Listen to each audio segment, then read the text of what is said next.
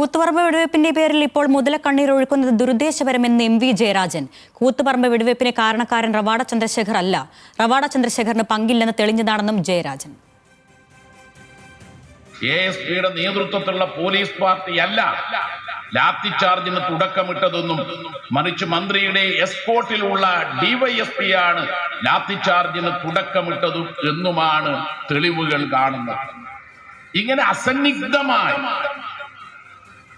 Commission റിപ്പോർട്ടിൽ ദേവദാ ചന്ദ്രശേഖരൻ എന്ന് പറയുന്ന IPS ഉദ്യോഗസ്ഥനെ കുറിച്ച് അദ്ദേഹത്തിന് കൂത്തുപറമ്പ് വെടിവെപ്പിൽ പങ്കില്ലെന്ന് വ്യക്തമാക്കിയാൽ പിന്നെ ഒരാളെ DGP ആക്കിയതിനെ കൂത്തുപറമ്പ് വെടിവെപ്പിന്റെ പേരും പറഞ്ഞ് മുതലക്കണ്ണീർ ഒഴുക്കുന്നത് കാണുമ്പോഴാണ് അതിശയം തോന്നുന്നത്.